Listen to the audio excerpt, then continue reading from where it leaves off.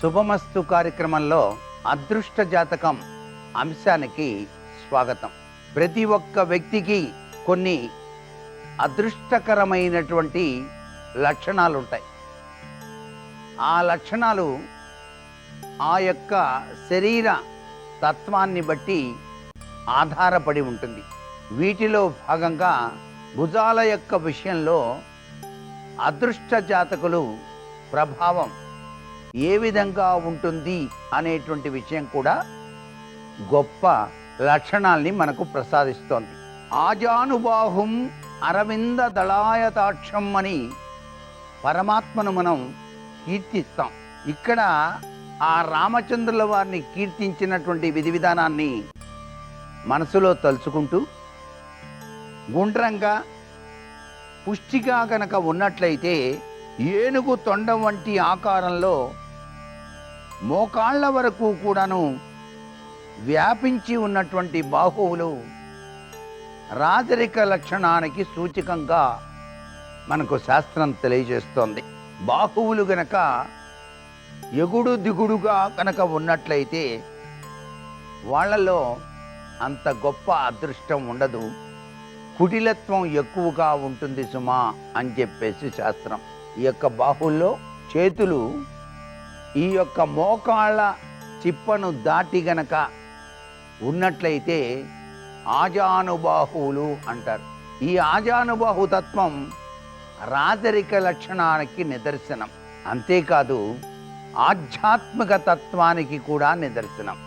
పొడుగాటి చేతులు గనక మోకాళ్ళ చిప్పను దాటి గనక ఉన్నట్లయితే అటువంటి వారు యోగులుగా ఉంటారు.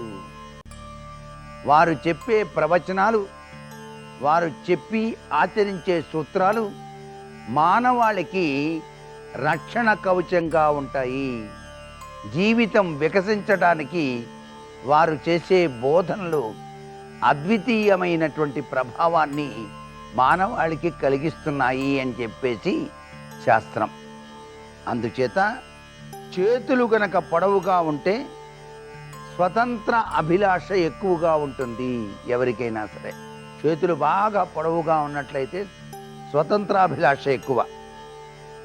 పొట్టిగా గనక ఉన్నట్లయితే సేవకా వృత్తి పట్ల ఆసక్తి కలిగి ఉంటారు. అంటే వాళ్ళు ఉద్యోగం చేసి సంపాదించాలనే గుణాలు ఎక్కువగా ఉంటాయి అన్నమాట.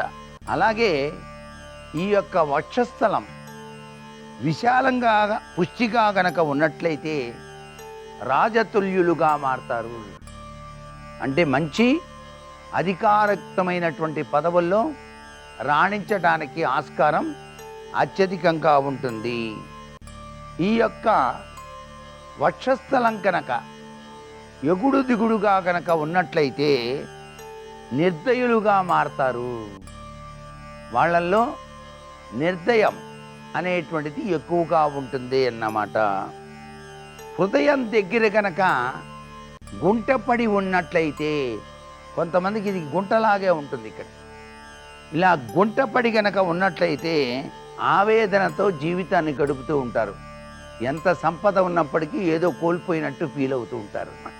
వక్షస్థలం విశాలంగా ఉండటం, పొడువాటి చేతులు కలిగి ఉండటం, చేతి వేళ్ళు కూడా పొడుగుగా ఉండటం, ఈ యొక్క చేతి వేళ్లతో పాటుగా అరచేయి గులాబీ రంగు కలిగి ఉండటం, పాదాలు పొడుగుగా ఉండటం, పాదాల అడుగు భాగాన పలుచగా ఉండటం, ఇవన్నీ కూడాను చాలా విశేషకరమైనటువంటి అదృష్ట జాతకుల యొక్క లక్షణాలుగా మనకు శాస్త్రం అభివర్ణిస్తోంది. అందుచేత అందమైనటువంటి ఆ యొక్క శరీర సౌష్ఠవ లక్షణం వివిధ రంగాలలో అభివృద్ధికి నిదర్శనంగా కూడాను మనకు శాస్త్రాలు అభివర్ణిస్తున్నాయి. అలాగే ఈ యొక్క వక్షస్థలం భాగంలోనే నాభితత్వం కూడా ఉంది. నాభి అనేటువంటిది బ్రహ్మ యొక్క స్థానం. బ్రహ్మ పుట్టుక నాభి నుంచే వచ్చింది కదా. విష్ణుమూర్తి యొక్క నాభి నుంచి బ్రహ్మ ఈ పుట్టి ఆయన ఈ సృష్టినంతా కూడాను ప్రారంభించాడు. కాబట్టి ప్రతి వారికి కూడాను నాభి స్థానం చాలా విలువైనటువంటిదిగా మనకు శాస్త్రాలు చెబుతున్నాయి. అందుచేతనే మన శరీరం చాలా చక్కటి యోగవంతమైన ప్రభావాన్ని కలిగి ఉంటుందని, దీన్ని అలంకరించడం కూడాను బంగారంతో అలంకరించేటువంటి వాళ్ళు నాభి కింద భాగాన బంగారాన్ని అలంకరించకూడదని చెప్పేసి కూడా శాస్త్రంలో చెప్పారు. ఇదంతా రాజరిక లక్షణానికి నిదర్శనమైనటువంటి ఆకృతిగా శాస్త్రాలు తెలియచేస్తున్నాయి. ఎత్తు కలిగి వక్రంగా గనక నాభి ఉన్నట్లయితే వీళ్ళు అనేక రకాలైన చిక్కులకు గురవుతారు సుమా అంటోంది శాస్త్రం. అలాగే ఎత్తు కలిగి వంకరగా గనక ఉన్నట్లయితే, అంతేకాకుండా ఎడమ పక్కకు తిరిగినట్టుగా గనక ఉన్నట్లయితే, అంటే లోపలి భాగం ఎడమ వైపుకు ఎక్కువగా ఉన్నట్టుగా ఉంటే తెలియకుండానే ధనహాని కలుగుతుంది వారికి. అంటే ఎక్కువగా మోసపోవటానికి ఆస్కారం ఉంది. కాబట్టి ఈ ఇత్యాది విషయాలు కూడాను గమనించి ప్రతిదీ నమ్మకుండా చాలా జాగ్రత్త పడుతూ జీవనాన్ని కొనసాగించటం చాలా అవసరం.